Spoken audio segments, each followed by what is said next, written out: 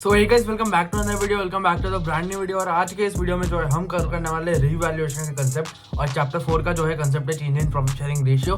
Right, revaluation ले रहे होंगे। अब रीवैल्यूएशन में जो है सबसे पहले जो है हम जर्नल एंट्रीज ले रहे होंगे, ठीक है, क्योंकि सबसे पहले जर्नल एंट्रीज करेंगे तो ही आपको कंसेप्ट क्लियर होगा, तो ही आप लेजर पोस्टिंग कर पाओगे इस हिसाब से। राइट, तो जर्नल एंट्रीज करेंगे और थोड़ा बहुत बैड डेट का कंसेप्ट देख लेंगे, क्योंकि बैड डेट के कंसेप्ट में बहुत सारे लोगों की गलती हो जाती है और बैड डेट का कंसेप्ट पूरा कंप्लीट कर देंगे।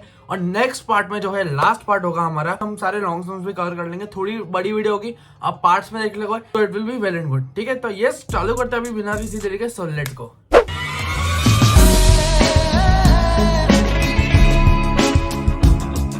सो hey guys, welcome back to another video. Welcome back to the brand new video. और आज आपने देखा कि हम क्या क्या करने वाले और क्या क्या नहीं। ठीक है, तो आज जो है मेनली हम कंसेप्ट ले रहे होंगे। फिफ्थ कंसेप्ट जो है हमारा रीवैल्यूएशन अकाउंट का। ठीक है, रीवैल्यूएशन अकाउंट बहुत ही इंपॉर्टेंट चीज है। अब आगे के जो भी 8th चैप्टर तक जो है रीवैल्यूएशन के चीजें आएंगे ही आएंगे। ठीक है, तो अब जो है मेन आपका शुरू होता है चैप्टर 4 से लेकर चैप्टर 8 आपका हसल वाला पीरियड होगा। राइट, तो चलो चालू करते हैं। क्या है, देखो, एक चार्ट है यहाँ पे। सबसे पहले हमारे पास देखो चार्ट में क्या है, revaluation of assets and liabilities. वैसे इसकी नोट्स जो है मैंने डिस्कॉर्ड में डाल दी है, मैं वापस बता रहा हूँ। नोट्स जो है डिस्कॉर्ड पे आ गई है। कॉमर्स सपोर्ट के अंदर जो है कौन सा नोट्स का सेक्शन है, उसमें जो है आपको पूरा की पूरी नोट्स आ गई। 25 पेजेस 27 पेजेस की जो है पूरी नोट्स है। तो राइट, चैप्टर 4 की notes have been uploaded. Right, तो चलो एक बार देख लेते हैं। इसमें देखो revaluation of assets and liabilities. देखो, अब देखो इसमें सबसे पहले हमारे पास लेफ्ट साइड देख लेते हैं क्या क्या है।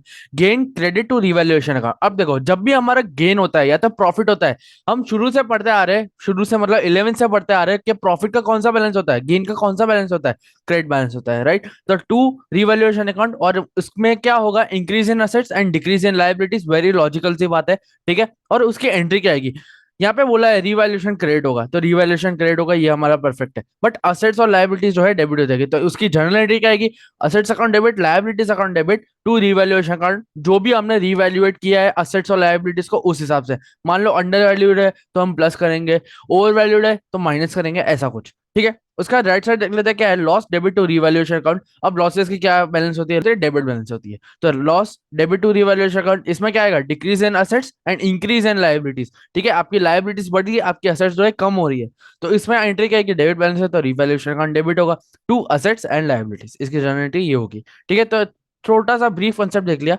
अब देखो क्या क्या चीजें रिवैल्यूएशन ऑफ असेट्स में आती है। देखो, balance of revaluation account transfer to partners capital या तो current account in old profit sharing ratio. तो सबसे पहले चीज क्या है, यहाँ पे मैं एनोटेट कर देता हूँ आपको। देखो, सबसे पहले फर्स्ट चीज है हमारी, फर्स्ट चीज में क्या आएगा, increase in assets is profit और गेन। ठीक है, इंक्रीज इन असेट, एसेट जब भी हमारी इंक्रीज होती है तो क्या है, अक्रेज। देखो इन शॉर्ट अगर आपको लॉजिकली समझाओ तो क्या होगा, असेट हमको क्या दी है, रिटर्न ऑन इन्वेस्टमेंट। असेट्स हमको देती है रिटर्न ऑन इन्वेस्टमेंट, और वही रिटर्न ऑन इन्वेस्टमेंट अगर वो बढ़ेगी तो वो क्या होगा, प्रॉफिट है तो गेन। ठीक है, लॉजिकल सी बात है, थोड़ा डीप में समझा दिया आपको। ठीक है, देखो उसके बाद decrease in asset is loss, but asset जो है डिक्रीज होगी तो लॉस होगा। Increase in liability is loss. Right, decrease in liability is profit या तो गेन, क्योंकि आपकी लायबिलिटीज कम हो रही है। असेट्स जो है भले आपकी स्टेबल रह रही है, बट लायबिलिटीज कम हो रही है, तो आपका प्रॉफिट ही हो रहा है इन शॉर्ट। राइट, लॉजिकली देखा जाए तो देखो, unrecorded assets brought into books it's profits. देखो मान लो कभी कभार एडजस्टमेंट्स में ऐसा आता है कि आपकी जो है मान लो बुक वैल्यू पे जो है मतलब रिकॉर्ड नहीं हुई है, तो एडजस्टमेंट में ऐसा लेगा, motorcycle of 20,000 rupees is not recorded to books but to be recorded. ठीक है, तो आप क्या एंट्री करोगे, उसकी रिवैल्यूएशन अकाउंट के जो है क्रेडिट साइड एंट्री करोगे, गेन में जो है एंट्री करोगे। राइट, ये हो गया। उसका आता है sixth, unrecorded liability brought into books is loss. ठीक है, अनरिकॉर्डेड जो भी लायबिलिटीज होगी, जो भी हम बुक्स के अंदर लेंगे वो लॉस में गिनाएगी। ठीक है, उसका recorded assets not to be received in loss. Last की दो एंट्रीज बहुत इंपॉर्टेंट है। सेवेंथ वाली एंट्री देख लेते हैं। सेवेंथ में क्या है, recorded assets not to be received is loss. देखो इसमें क्या है, असेट्स जो भी रिकॉर्ड होने वाली थी बट वो रिसीव्ड ही नहीं हुई, तो वो लॉस हो जाएगा। राइट, परफेक्ट सी चीज है। ठीक है, उसके बाद recorded liability not to be paid in profit. ठीक है, इस प्रॉफिट, ठीक है, ये इन नहीं है, इस प्रॉफिट आएगा। देखो इन नहीं है, इस प्रॉफिट। ठीक है, recorded liability not to be paid is profit. जब भी रिकॉर्डेड लायबिलिटी हो जाती है बट उसको पे ही नहीं करना हमको, तो प्रॉफिट होगा ना। ठीक है, इन शॉर्ट आपका गेन ही हो गया, कुछ पैसे गए नहीं आपके साइड से। राइट, तो ऐसा होगा। राइट, तो ये जो है हमारी बैलेंसेस होगी। अब देखो बहुत ही इंपॉर्टेंट नोट्स है, be careful about the language of adjustments. देखना फर्स्ट, देखो अब यहाँ पे क्या है, फर्स्ट वाला आता है, there is a difference between machinery reduce by 25% and machinery reduce to 20%। To और बाई के उसमें ध्यान से देखना। देखो अब इसमें मैंने समझाया क्या है, देखो the term by means value of machinery to be brought down by 25%, right? Bye का मतलब होता है ब्रॉट डाउन करना है आपको 20%। मान लो आपकी मशीनरी की वैल्यू है 20,000, अब 20,000 जो है उसको 25% से जो है रिड्यूस करना है, तब जो है आपका रिवैल्यूएट होगा आपकी असेट, राइट। जैसे इसमें मशीनरी हमने ली थी, राइट, तो अगर बाय आया तो by 25% brought to be brought down, right. And the term to means value of machinery to be brought down by 75%। ठीक है, जो भी रिमेनिंग अमाउंट होगा, जैसे 100 रुपए है, ठीक है, हमारा 100 प्रिंसिपल अमाउंट होता है हमेशा। अब उसमें से 25 निकाल दो, जब भी आपका टू वाली एंट्रीज आए, ठीक है, टू वाली जब भी हमको जो एडजस्टमेंट में दी होती है, जब भी आए तो हम क्या करेंगे, 75% ले रहे होंगे, राइट। 70%, 75% से जो है ब्रॉट डाउन कर रहे होंगे असेट या तो कोई भी लाइबिलिटी को, जिस हिसाब से आपको दिया होगा, राइट, एडजस्टमेंट। तो ये हमारी हो गई फर्स्ट एडजस्टमेंट। देखो फर्स्ट एडजस्टमेंट का मतलब इंपॉर्टेंट नोट हो गया। अब देखो second, all debtors are good. कभी कभार एडजस्टमेंट दिया होता है ऑल डेटर्स आर गुड, कुछ डेटर्स ने किया ही नहीं है, ठीक है, तो means provision for doubtful debts BDR is not required and hence should be credited return back to revaluation account। तो वही अमाउंट जो है, जो भी आपको बीडीआर में दी होगी, जो भी आपकी बुक वैल्यू में बीडीआर की अमाउंट दी होगी, वही आपको रिवैल्यूएशन में वापस ले आना है। इजी सी चीज है, right. All debtors are good. उसके बाद bad debts and provision for doubtful debts, उसका मतलब क्या होता है, देखो first deduct the bad debts from debtors, ठीक है। आपने डेटर्स में से, देखो हम थोड़ा लॉजिकल इसके साथ ही जाते हैं, चलो देखो मैं यहाँ पे लिख रहा हूँ, देखो ये छोटा सा बॉक्स बना देते हैं यहाँ पे। देखो मान लो आपके डेटर्स है, आपके डेटर्स है 1,000 के, ठीक है, डेटर्स 1,000 के। अब उसके बाद first deduct the bad debts from the debtors and then calculate new provision for bad debts on the balance debtors. देखो अब मान लो हमको बीडीआर इसमें दिया है एडजस्टमेंट में 10%। अब 1,000 का 10% कितना होता है, 100 रुपए। आपका बैलेंस अमाउंट कितना आया, 900। अब यही 900 माइनस 100 करोगे तो आपका 100 ही आता है इन शॉर्ट, राइट। अगर आपका बैलेंस अमाउंट देखो तो 100 ही आएगा। तो ये जो 100 रुपए है आपके रिवैल्यूएशन में, रिवैल्यूएशन के अंदर जाएंगे कौन सी साइड, लॉस की साइड, क्योंकि ये अंडर वैल्यू हो गया है, राइट। तो टू बीडीआर लिख देंगे हम रिवैल्यूएशन में, डेबिट साइड कितने अमाउंट, 100 रुपए, राइट। तो ऐसा कुछ है होता है। देखिए bad debts plus new balance of provision for doubtful debts over old balance of provision for doubtful debts should be debited to revaluation account, जैसा कि मैंने बताया, राइट। ऐसा कुछ है हमारा बैड डेट कंसेप्ट। अगर इस पे जो है एक और बहुत ही इंपॉर्टेंट वाली एडजस्टमेंट आती है, हम वो भी करेंगे, तो आगे आप देखते रहो, ठीक है।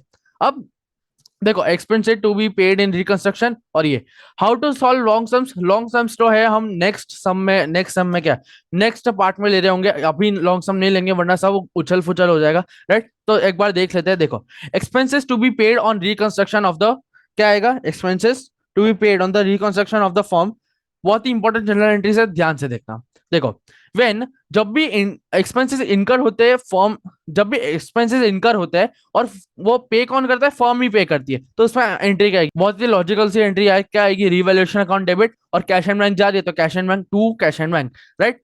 ऐसा कुछ है हमारा सिस्टम, ठीक है, revaluation account debit to cash and bank, cash या तो बैंक, जो भी आपका ट्रांजेक्शन हो उस हिसाब से आप डाल सकते हो, राइट। उसके बाद when one of the partner took responsibility of remuneration, मान लो सैलरी का जो रिस्पॉन्सिबिलिटी है कोई भी एक पार्टनर ले रहा है, एबीसी में से जो है ए ने ले ली रिस्पॉन्सिबिलिटी कि मैं पे कर दूंगा जिसकी भी रेम्यूनरेशन करनी है। देखो तो क्या आएगा, revaluation account debit to concern partners capital, जो भी कंसर्न है, जैसे ए ने इसमें कंसर्न लिया था तो ए जो है क्रेडिट हो जाएगा, amount agreed between firm and partner, right. ये चीज हो गई हमारे पास। अब देखो if reconstruction expenses paid bye partner privately, तो नो एंट्री आएगी। जब भी पार्टनर प्राइवेटली पे करेगा तो एंट्री आती ही नहीं है।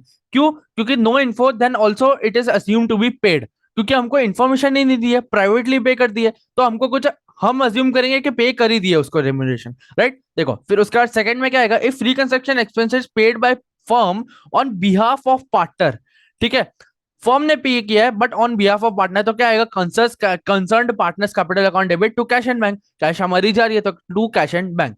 ऐसी जो है हमारी एंट्रीज आती है, expenses to be paid on reconstruction of the firm. अब देखो एक सम ले लेते हैं, ये सम जो है बहुत ही इंपॉर्टेंट है, आपकी जो जनरल एंट्रीज क्लियर हो जाएगी, और अगर जनरल एंट्रीज क्लियर हो गई तो आपके जो है लेजर पोस्टिंग तो आप मक्खन यूं करेंगे यूं, ठीक है। तो चलो एक बार सम देख लो।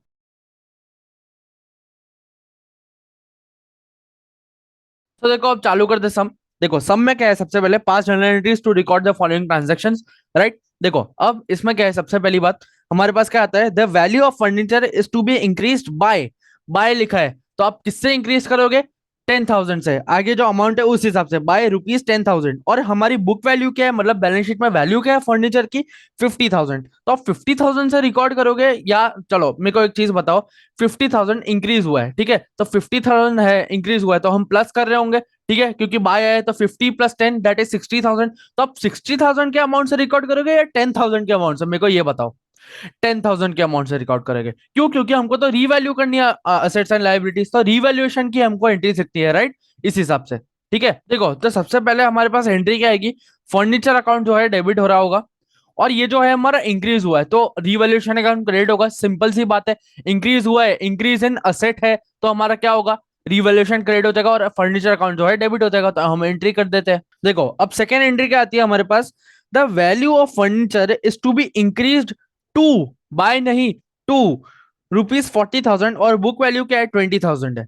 तो बुक वैल्यू है आपकी 20,000 बट इंक्रीज हुआ है 40,000 से। तो इन शॉर्ट आपकी जो फर्नीचर है, आपकी जो फर्नीचर है वो कितने से इंक्रीज हो रही है, 20,000 से इंक्रीज हो रही है, राइट, क्योंकि 40,000 से तो टू इंक्रीज है ही, बट अगर आप बुक वैल्यू देखें तो हमारी 20,000 की है, तो हमारी यहाँ पे एंट्री क्या आएगी, furniture account debit to revaluation account credit 20,000 से, right, furniture account debit to revaluation account credit. और आपको बीइंग में भैया आप सोचोगे भैया हम रिवैल्यूएशन की मतलब बीइंग में क्या लिखे, बीइंग में बस आपको कुछ नहीं लिखना है, ऐसा लिख देना फर्नीचर, बीइंग फर्नीचर रिवैल्यूड, इतने में ही खत्म हो जाएगा। डीप में लिखना हो तो आप डीप में भी लिख सकते हो, जैसा आपका ट्रांजेक्शन है उस हिसाब से, राइट। सो अब थर्ड एंट्री देख ले, थर्ड एंट्री क्या है, the value of furniture has to be brought up to 120% of its value, और हमारी बुक वैल्यू क्या दी है हमको, 50%।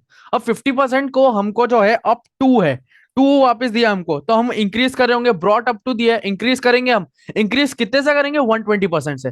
50,000 का 120% निकालो कितना होगा, 50,000 का जो है 120% निकालो, देखो 50,000 इंटू 120 डिवाइडेड बाय 100, चलो निकाल लो कितना होगा। तो यहाँ पे जो है 60,000 आ जाएगा, राइट, 60,000 जो है 50,000 का जो है 120% हो जाएगा, तो और टू है, देखो यहाँ पे टू है इसलिए, ठीक है, तो 60 - 50 कितनी अमाउंट आएगी हमारी, 10,000। तो हम रिवैल्यूएशन अमाउंट कौन सी लिखेंगे, रिवैल्यूएशन में कौन सी अमाउंट लिखेंगे, 10,000, परफेक्टो, राइट। आई होप ये तीन एंट्रीज आपको समझ आ गई होगी, कुछ नहीं समझ आया हो तो यार रिवाइंड करके देख लो, लॉजिक आपका जो है पूरा क्लियर होना चाहिए, राइट। देखो, अरे वाह, हाँ, देखो अब ये तीन एंट्रीज हो गई, आई होप आपने कॉपी कर लिया होगा, या तो आप खुद से ट्राई करो, नहीं किया अभी तक तो, राइट। चलो अब आगे बढ़ते हैं फोर्थ एंट्री पे। सो यार अब फोर्थ एंट्री पे आ जाते हैं। देखो फोर्थ एंट्री क्या बोलती है, stock is undervalued by 10%, by आया है 10%, तो क्या आएगा हमारे पास, बाय आया है, तो देखो अब बाय आया है, तो बाय आया है, तो हमने क्या सीखा था, जैसे हमने उसमें 25% सीखा था, तो इसमें क्या है, 100 - 10 दैट इज 90%, ठीक है, तो हम 90% जो है इंक्रीज कर रहे होंगे, तो 18,000 का देख लेते हैं, 18,000 इंटू, तो देखो 100 - 10 किया दैट इज 90, तो अब बाय आया है तो हम डिनोमिनेटर में 90 लिख देंगे, 100/90 इज इक्वल टू कितना आएगा यहाँ पे, वाह वाह, इज इक्वल टू, तो देखो अपने कैसा है, देखो अब यहाँ पे कितना आ जाएगा हमारे पास, 20,000, ठीक है, इसका 20,000 निकल जाएगा, माइनस बुक वैल्यू क्या है हमारे पास, 18,000, तो यहाँ पे असली अमाउंट क्या आएगी हमारे पास, 2,000। तो अब आपको जो है लॉजिकल कंसेप्ट समझ आ गए होंगे यहाँ पे, क्योंकि हमने थोड़ा यहाँ पे अंडर वैल्यू का कंसेप्ट आया तो मैंने सोचा डीप में समझा दूं, राइट। ये तो इंक्रीज डिक्रीज था तो समझ आना चाहिए, अब परसेंटेज में वैल्यूज है तो थोड़ा वर्किंग करनी पड़ती है, राइट। तो यहाँ पे हमारे पास एंट्री कौन सी आएगी, देखो अंडर वैल्यू हुआ है मतलब इंक्रीज होगा, तो यहाँ पे क्या आएगा, सबसे पहले हमारे पास स्टॉक है, स्टॉक अंडर वैल्यू हुआ है, तो सबसे पहले stock account debit to revaluation account credit, कितनी अमाउंट से, ₹2,000, राइट। अब देखो आगे एंट्री देख लेते हैं। अब देखो स्टॉक ओवर वैल्यूड बाय 10%, अब ओवर वैल्यू हुआ है दैट मींस डिक्रीज हुआ है, अंडर वैल्यू हुआ है तो प्लस होता है, ओवर वैल्यू होता है तो माइनस होता है। तो इसमें जो है बाई आया वापस, तो हमको सेम कंसेप्ट लगेगा, और हमारी 22,000 है बुक वैल्यू ऑफ स्टॉक, तो 22,000 है हमारी बुक वैल्यू ऑफ स्टॉक, तो हम यहाँ पे क्या कर रहे होंगे, तो बाय है, तो यहाँ पे जो है हम क्या कर रहे होंगे, ओवर वैल्यू किया है हमने, तो हम यहाँ पे 110 आएगी हमारी वैल्यू, देखो, और ये हम हटा देते हैं, 1 मिनट, 22,000 इंटू 100/110, क्योंकि बाय लिखा है इसलिए यहाँ पे हमारे पास अमाउंट आएगी 20,000 वापस उसकी तरह ही, माइनस 22,000, तो आपका यहाँ पे आ जाएगा 2,000 डिफरेंस, राइट। तो 2,000 डिफरेंस आएगा। अब यहाँ पे जो है ओवर वैल्यू हुआ है तो ये जाएगा हमारे पास डेबिट साइड में, तो डेबिट साइड जाएगा तो हमारी एंट्री आएगी रिवैल्यूएशन का डेबिट बैलेंस हो जाएगा इधर, revaluation account debit to stock account, कितने अमाउंट से, 2,000। I hope you understood, easy सा कॉन्सेप्ट है, राइट, टू स्टॉक अकाउंट, बस आपको वर्किंग्स में ध्यान देना है। अगर वर्किंग्स में ध्यान नहीं दिया तो आपका पूरा लोचा हो जाएगा, राइट। वर्किंग्स में पूरी पूरी ध्यान देना है, राइट। बाकी एंट्री तो इजी पड़ जाती है, ठीक है। ये हो गया हमारे पास। अब देखो आगे क्या है, सिक्स एंट्री देख लेते हैं। सिक्स एंट्री में क्या दिया है, the market value of stock is 25,000, ठीक है। बट स्टॉक की जो बुक वैल्यू है वो 20,000 है। तो अब यहाँ पे हमारी एंट्री क्या आएगी, ठीक है। तो यहाँ पे हमारा स्टॉक कितने रुपए से इंक्रीज हुआ है, 5,000 तक, 5,000 से। तो 5,000 से इंक्रीज हुआ है, तो ये हमारा क्या होगा, रिवैल्यूएशन क्रेडिट होगा। तो stock account debit to revaluation account credit, कितने से, 5,000, राइट, 5,000। तो यहाँ पे हम लिख देंगे stock account debit to revaluation account, increase in assets है, राइट। इंक्रीज आप बीइंग में ऐसा भी लिख सकते हो, increase in stock, right. Stock account debit to revaluation account. I hope you understood, इतना समझ आ गया होगा अभी तक, छठी एंट्री तक, राइट। रिवैल्यूएशन अकाउंट कितने अमाउंट आएगा हमारे पास, 5,000, 5,000 से जो है इंक्रीज हुआ है। बुक वैल्यू जो थी हमारी 20,000 थी, मार्केट वैल्यू क्या हो गई, 25,000, राइट। तो ऐसा कुछ है। अब आई होप आपको ये सारी एंट्री समझ आ गई होगी। अब आगे बढ़ते हैं सेवेंथ एंट्री में। अब देखो आगे सेवेंथ एंट्री देख लेते हैं। सेवेंथ एंट्री में हमको क्या दिया हुआ है, देखो यहाँ पे द मार्केट ना sorry machinery is taken over by x, x ने जो है मशीनरी ली है, कितने में, 80,000 पे। बट जो बुक वैल्यू है मशीनरी की वो आएगी 60,000, ठीक है। तो अब चलो देख लेते हैं ये। अब हम इसमें जो है अलग अलग अलग एंट्री करते होंगे। मैं कंबाइन एंट्री भी बता दूंगा इसके बाद, पहले अलग अलग समझ लेते हैं। देखो सबसे पहले हमारे पास एंट्री क्या आएगी, machinery account, machinery account debit, machinery account debit to revaluation, कितना हो जाएगा यहाँ पे हमारा डिफरेंस अमाउंट, ठीक है। ऐसे मशीनरी का कॉस्ट कितना था, 60,000, बट एक्स कितने में लिया, 80,000, एक्स ने जो है 80,000 में लिया, तो इंक्रीज वैल्यू में लिया, ठीक है। तो रिवैल्यूएशन का क्रेडिट बैलेंस हो जाएगा 20,000 से जो है हो जाएगा हमारा यहाँ पे अमाउंट, वाह, ठीक है। तो ऐसा कुछ है, ये हमारी ए एंट्री हो गई। अब बी एंट्री में क्या आएगा हमारे पास, X capital account debit to machinery, जितनी की वैल्यू में एक्स अपने पास मशीनरी ले गए। अब X capital account debit, X capital account debit to machinery, कितना आएगा हमारे पास, टू मशीनरी।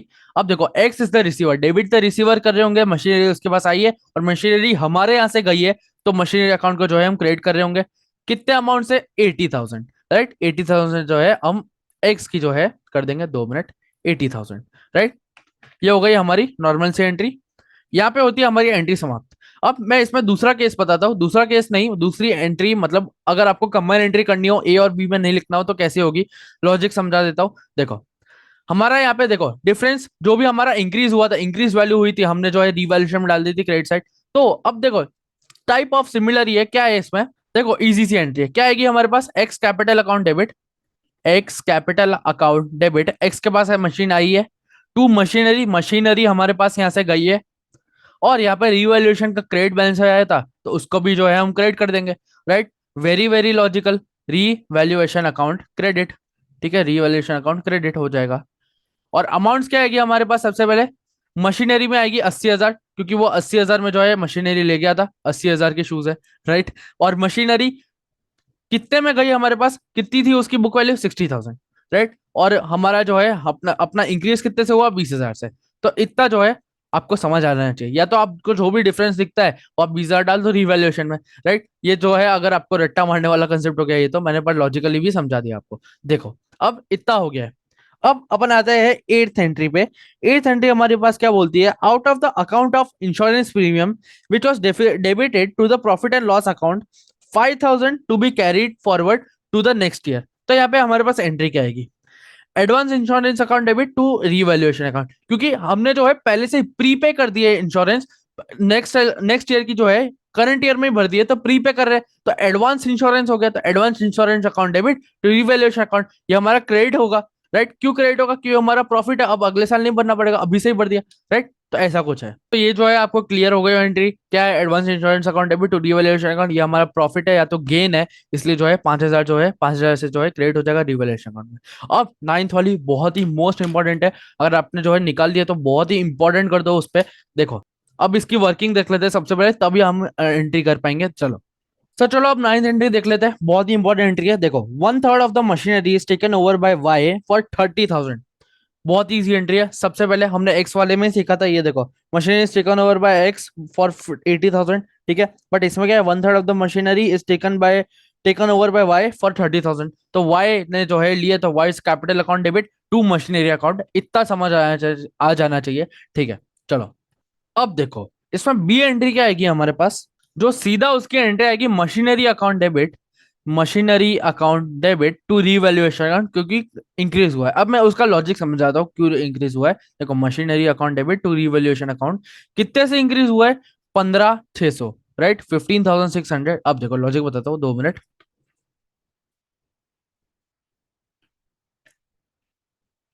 अब देखो 15,600 से कैसे हुआ। सबसे पहले देखो हमारे पास, ये मैंने खुद ने सम किया हुआ है, इसलिए एक बार बता देता हूँ। देखो सबसे पहले टोटल इंक्रीज कितना हुआ है मशीनरी, 30,000 से, ठीक है, 30,000 की हमने यहाँ पे अमाउंट लिख दी। और उसके बाद देखो आगे हमको क्या लिखा है, and the balance is revalued at 57,600। अब बैलेंस 1/3 जो है इसने ले ली थी, अब इसका जो है 2/3 ले लिया इसने, राइट। बैलेंस कितना बचता है, 1/3 का जो है, अगर 1/3 यहाँ पे मैंने लिया है तो बैलेंस कितना बचेगा, 2/3। तो 1:2 के रेशियो में 2/3 जो है 57,600 आएगा। तो ये प्लस हो जाएगा हमारे पास, right, taken over by Y plus value of remaining part, ये हमारी 57,000 remaining part, that means balance part, minus 72,000 जो बुक वैल्यू जो है हमारी आएगी, राइट। तो यहाँ पे क्या आएगा हमारे पास अमाउंट 15,600, और इंक्रीज वैल्यू से जो है उसने लिए, तो हमारा जो है क्रेडिट ही होगा, हमारा जो है गेन ही हुआ, तो 15,000 जो है 600 यहाँ पे आ जाएगा, राइट। तो ऐसा कुछ जो है यहाँ पे हमारी एंट्रीज आ जाएगी। बहुत ही इंपॉर्टेंट एंट्रीज थी ये, सबसे इंपॉर्टेंट थी, तो बहुत पॉइंट टू बी नोटेड है ये, right, point to be noted my Lord. ठीक है, चलो अब आते हैं 10th और 11th लास्ट एंट्रीज है, बहुत ही इजी एंट्रीज है, देख लेते हैं इसको। अब देखो 10th वाली एंट्री देख लेते हैं। 10th वाली एंट्री में क्या है, अ debtor whose due of 14,000 were written off as bad debts last year paid 10,000 in full settlements। ठीक है, उसका जो है 14,000 रिटर्न ऑफ कर दिया उसने as bad debts are last year, but उसने पे किया है कितना, 10,000। 14,000 का बैड डेट है, बस 10,000 ही पे किया है। भाई ने कम से कम 10,000 तो पे किया, चलो वो तो अच्छा है 14,000 में से। चलो तो उसकी एंट्री क्या आएगी हमारे पास, सबसे पहले डेटर्स अकाउंट डेबिट, ठीक है, डेटर्स, एक मिनट यहाँ पे हम एक बार इरेज कर देते हैं। देखो डेटर्स अकाउंट डेबिट, अब देखो पैसा आया है हमारे पास, जहां से भी पैसा है वो रिवैल्यूएशन में आ जाएगा, हमारा प्रॉफिट हुआ है मतलब गेन हुआ है, ठीक है। तो रिवैल्यूएशन अकाउंट कितने से होगा, 4,000 का जो है डिफरेंस, और यहाँ पे उसने कैश 4,000, और टोटल अमाउंट जो है यहाँ पे 8,000 आ जाएगी, right. I hope you understood. 4,000 जो है उसका डिफरेंस आया, 10,000 माइनस 14,000 का जो है, 14,000 माइनस 10,000 का जो है डिफरेंस आया, राइट। टू कैश में चले जाएगा और रिवैल्यूएशन में चले जाएगा। तो yes, thank you so much for watching this part. Like share subscribe करना है हमेशा की तरह। Thank you so much for watching. और अब नेक्स्ट जो वीडियो है बहुत ही इजी और ओपी वीडियो होने वाली है। कौन सी वीडियो होने वाली है, वो रिवैल्यूएशन अकाउंट लॉन्ग सम्स पे, ठीक है। लॉन्ग सम्स में जो है वीडियो होने वाली है, एकदम धमाकेदार सम लेंगे, एक ही सम लूंगा मैं उसमें, पर वो बहुत ही धमाकेदार होने वाला है। और लॉन्ग सम्स जो है हम नेक्स्ट नेक्स्ट क्लास में जो है सॉल्व करेंगे। So yes, thank you so much for watching the video. Thank you.